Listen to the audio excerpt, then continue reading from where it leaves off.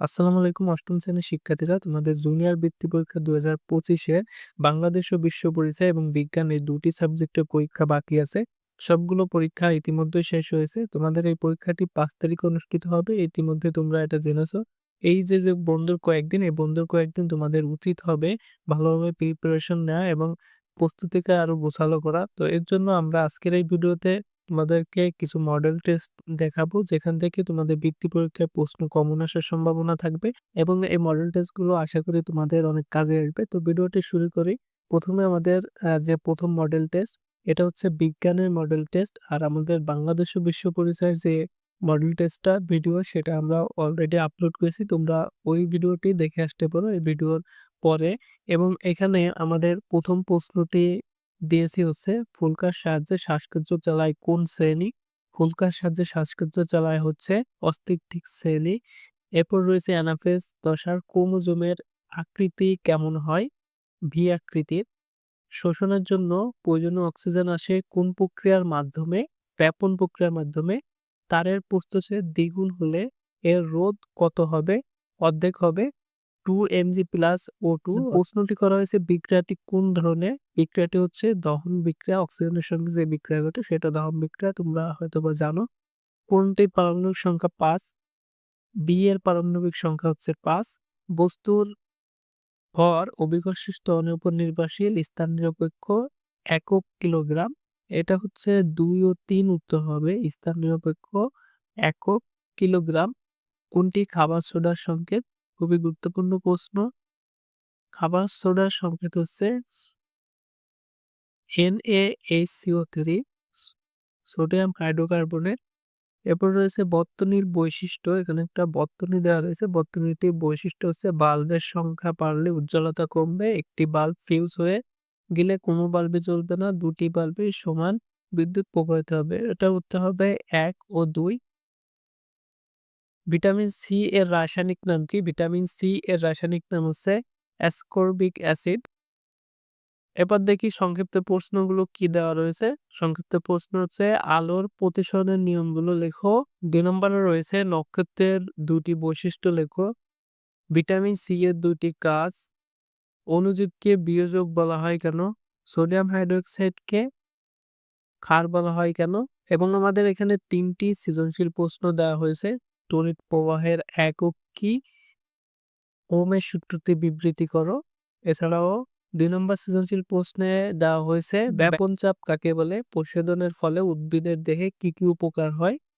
৩ নম্বর সৃজনশীলে ক তে দেওয়া হয়েছে রাসায়নিক সমীকরণ কি? খ তে দেওয়া হয়েছে যোগমূলক বলতে কি বোঝো? এই যে আমাদের ১ম যে মডেল টেস্ট, সে মডেল টেস্টটি তোমরা দেখতে পারলে। এরপর আমাদের ২য় যে মডেল টেস্টটি রয়েছে, ২য় মডেল টেস্টে আমাদের ১ম যে প্রশ্ন, এখানে একটা চিত্র দেওয়া রয়েছে এবং এখানে বলা হয়েছে সি চিহ্নিত অংশটি কি? মানে সি চিহ্নিত অংশটি, ওটা হচ্ছে লেন্টিসেল। নিচের কোনটিতে পদ পরাগায়ন ঘটে? এটা হচ্ছে শিমুলে। নিচের কোন উপাদানটি চুনের পানিকে ঘোলা করে? Carbon die oxide. কোনটি নিষ্ক্রিয় গ্যাস? আরএন। জি এর মান কোথায় বেশি হয়? জি এর মান হচ্ছে বিষুবীয় অঞ্চল, তারপর মেরু এলাকায়, ভূপৃষ্ঠে। মেরু এলাকায় এবং ভূপৃষ্ঠে ২ ও ৩। লেডের প্রতীক কোনটি? লেড হচ্ছে পিবি। বিদ্যুৎ প্রবাহের একক কি? বিদ্যুৎ প্রবাহের একক হচ্ছে অ্যাম্পিয়ার। অ্যাসিডের সাথে ধাতুর বিক্রিয়ায় কি গ্যাস উৎপন্ন করে? Hydrogen gas. আপাতন কোণের মান ৬০ ডিগ্রি হলে নির্গত কোণের মান কত হবে? ১২০ ডিগ্রি। সূর্য থেকে পৃথিবীতে আলো আসতে কত সময় লাগে? ৮ মিনিট ২০ সেকেন্ড। এবং সংক্ষিপ্ত যে প্রশ্নগুলো আমাদের ২য় মডেলে দেওয়া রয়েছে, সেটা হচ্ছে ফ্যাটি অ্যাসিড কত প্রকার, কি কি? খাদক ও বিয়োজকের মধ্যে ২ টি পার্থক্য। সিলেন্টেরন বলতে কি বোঝো? টেলোফেজের ধাপের ২ টি বৈশিষ্ট্য। অভিস্রবণ ও প্রশোধনের মধ্যে ২ টি পার্থক্য লেখো। এরপর সৃজনশীল প্রশ্ন রয়েছে। সৃজনশীল প্রশ্ন ১ এর রেচনতন্ত্র কি? খাটো উদ্ভিদে জিব্রেলিন প্রয়োগে কি ঘটে? ব্যাখ্যা করো। ২ নম্বর সৃজনশীলে আমাদের ক নম্বরে রয়েছে ওজন কাকে বলে? অভিকর্ষ ত্বরণ জি এর মান 9.8 মিটার বলতে কি বোঝো? ৩ নম্বর প্রশ্নের ক তে রয়েছে চায়ে কোন ধরনের অ্যাসিড থাকে? অগ্নি নির্বাপক যন্ত্রে CO2 গ্যাস ব্যবহার করা হয় কেন? এটা ছিল আমাদের ২য় মডেলের প্রশ্নগুলো। এবং ৩য় মডেলে আমাদের যে বহুনির্বাচনী প্রশ্ন রয়েছে, তার ১ম যে প্রশ্নটি, সেটা হচ্ছে পাতার সাহায্যে বংশবৃদ্ধি করে কোন উদ্ভিদ? ভেরি ইম্পোর্টেন্ট একটা প্রশ্ন। এটা হচ্ছে পাথরকুচি। নাইট্রোজেন গঠিত বর্জ্য নিষ্কাশনে মানবদেহের কোন অঙ্গটি প্রধান ভূমিকা রাখে? বৃক্ক। চিত্রে সি মূলটির ভর সংখ্যা কত? এখানে সি মূলটির ভর সংখ্যায় বিরতি হবে। এখানে সি মূলটির ভর সংখ্যা হচ্ছে ১২। বস্তু নির্দিষ্ট দিকে একক সময়ে যে দ্রুত অতিক্রম করে তাকে কি বলে? তাকে বেগ বলে।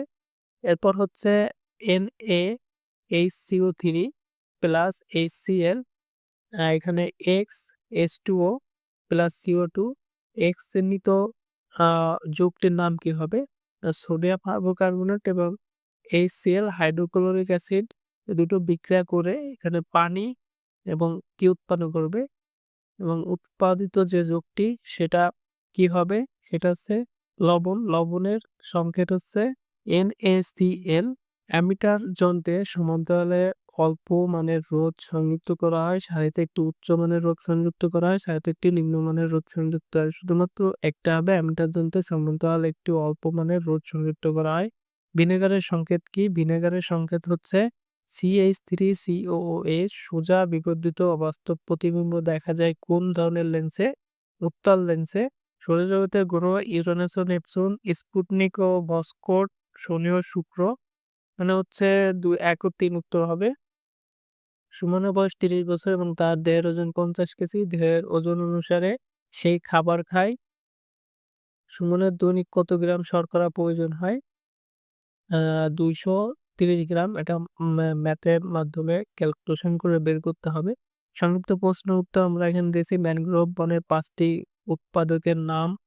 মলাস্কা পর্বের ২ টি বৈশিষ্ট্য। ক্রোমোজোমের অংশ কয়টি? কি, কি? তারপর এ মৌলটির ইলেকট্রন, প্রোটন ও নিউট্রন সংখ্যা নির্ণয় করো।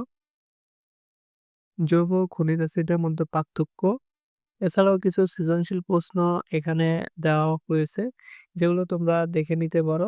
তো শিক্ষার্থীরা, এখানে উপরে আমাদের আরো মডেল দেওয়া রয়েছে। তোমরা উপর দিকে গেলে পিডিএফ ফাইলে ৪ নম্বর মডেল রয়েছে এবং এভাবে পর্যায়ক্রমে মোট ১০ টি মডেল দেওয়া হয়েছে, যেগুলো তোমরা এই বন্ধর কয়েকদিনে বাসায় বসে প্র্যাকটিস করলে আশা করি তোমাদের এর ভিতর থেকে কমন আসবে। এই যে পিডিএফ ফাইলটা, সে পিডিএফ ফাইলটা আমাদের ভিডিওর ডেসক্রিপশন বক্সে অথবা কমেন্ট বক্সে দিয়ে রাখবো। এই পিডিএফ ফাইলের লিংকে ক্লিক করে তোমরা এই ফাইলটি সংগ্রহ করতে পারো এবং তোমাদের প্রস্তুতিকে আরো এক ধাপ এগিয়ে নেওয়ার জন্য এই যে মডেল টেস্টগুলো রয়েছে, সেই মডেল টেস্টগুলো সমাধান তোমরা বাসায় বসে করে ফেলতে পারো। তা এই ছিল আমাদের আজকের ভিডিও। ভিডিওটি কেমন লাগলো অবশ্যই কমেন্ট করে জানাবে। আর এই চ্যানেলের নতুন দর্শক হয়ে থাকলে চ্যানেলটি সাবস্ক্রাইব করে রাখবে এবং ভিডিওটি অবশ্যই বন্ধুদের মাঝে শেয়ার করবে।